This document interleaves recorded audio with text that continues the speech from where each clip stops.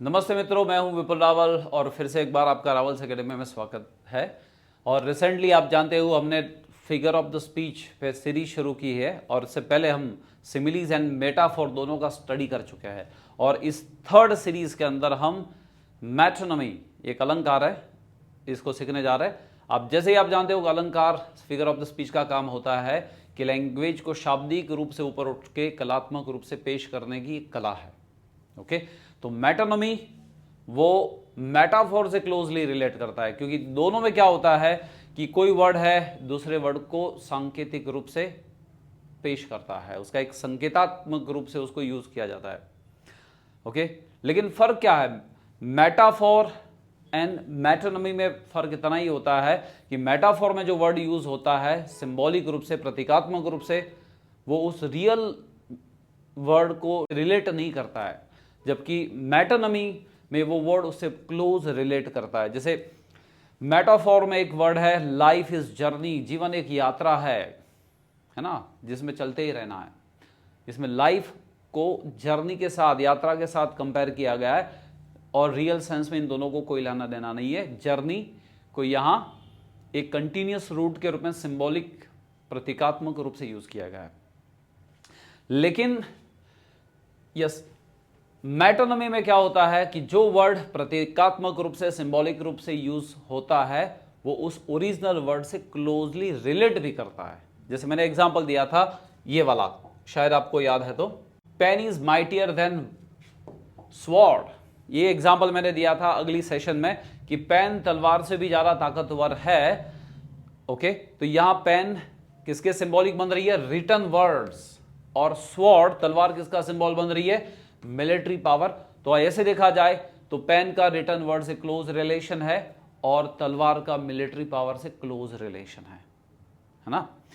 तो यहां कहने का मीनिंग है जो रिटन वर्ड है वो मिलिट्री पावर से भी ज्यादा ताकतवर होते हैं।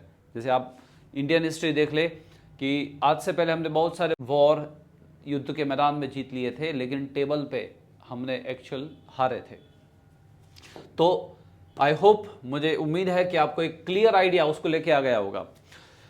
अभी यहां मैंने कुछ न्यूज़पेपर कटिंग मेटानॉमी के एग्जांपल लिए हैं। जैसे पहला वाला है कि 10 जनपद is divided on CAA. CAA एक कानून सेंट्रल गवर्नमेंट ने इंट्रोड्यूस किया था।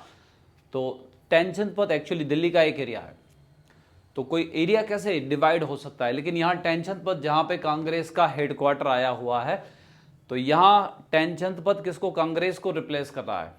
कहने का मीनिंग है कि कांग्रेस इस सीएए के कानून को लेके अंदरूनी उनके अंदर भेदभाव थे, डिवाइडेड थे।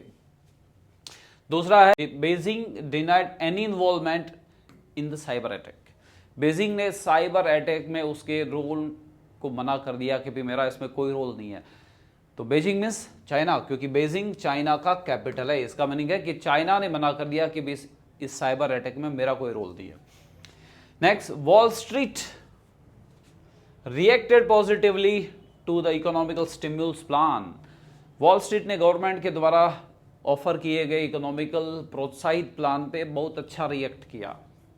इसका मीनिंग वॉल स्ट्रीट, तो जहां पे यूएसए का स्टॉक मार्केट का एक सेक्टर में, स्टॉक मार्केट का जो हब है ना इंडिया में, जैसे कि दलाल स्ट्रीट है हमारा, जो स्टॉक मार्केट का सेंसेक्स का हब कहाँ पे है? तो दलाल स्ट्रीट में।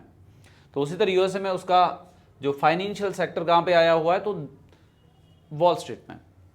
इसका मीनिंग गवर्नमेंट के द्वारा ये प्रोत्साहन देने पे मिस स्टॉक मार्केट में अच्छी खासी बढ़ोतरी देखने मिली। नेक्स्ट है Delhi is negotiating new deal with the farmers on MSP. तो दिल्ली है ना, वो फार्मर्स के साथ एमएसपी को लेके एक नई डील पे नेगोशिएशन कर रही है, वाटाघाट कर रही है। तो दिल्ली का मीनिंग होगा सेंट्रल गवर्नमेंट। यहां पे ये किसको सिंबॉलिक कर रही है? Central government. आप देख सकते हैं कि जो सेंट्रल गवर्नमेंट है वो कहां से शासन चलाती है? तो दिल्ली से चलाती है। Next, the Pentagon announce troop withdrawal from Afghanistan. Pentagon ने अफगानिस्तान में से ट्रूप को पीछे हट करने का अनाउंसमेंट किया, विड्रॉ करने का, वापस खींच लेने का अनाउंसमेंट किया। तो पेंटागन यूएसए की बिल्डिंग है एक, जहां यूएसए का डिफेंस डिपार्टमेंट का हेडक्वार्टर है, तो ये उसको क्लोजली रिलेट करता है। आगे देखते हैं, we need to cut through the red tape and bring the efficiency in the system. हमें ये रेड टैप को काट के सिस्टम में कार्यक्षमता लाने की आवश्यकता है। तो what is meaning of red tap? तो एक्चुअल देखा जाए तो ऑफिस के अंदर बक्से बांधने के लिए, गवर्नमेंट ऑफिस के अंदर बक्से बांधने के लिए एक रेड कलर की टैप होती है।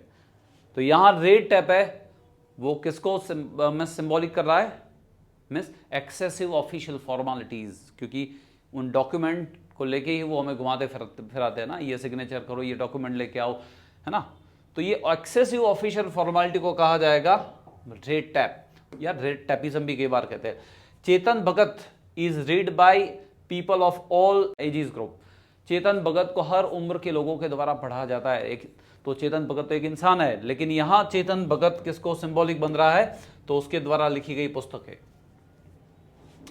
The White House announce a new policy. White House ने एक नई पॉलिसी अनाउंस की है। तो White House means USA government, क्योंकि यूएसए के प्रेसिडेंट व्हाइट हाउस बिल्डिंग में रहता है। Next, he work hard to earn his daily breads.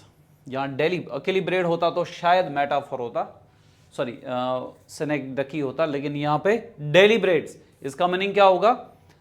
Livelihood, आजीविका। तो वो उसकी आजीविका कमाने के लिए वो स्ट्रगल कर रहा है। या hello everyone, please land me your ears. तो क्या मुझे आपके कान काट के दीजिए? नहीं, मिस सुनिए, ध्यान दीजिए। दूसरा है let's give big hand to our performers. तो आपके बड़े हाथ दीजिए। बिग हैंड का मीनिंग होगा मिस तालियां बजाइए उसके लिए, loud clapping. Okay, I hope ये कंसेप्ट आपको ठीक से पता चला होगा। Thank you for watching.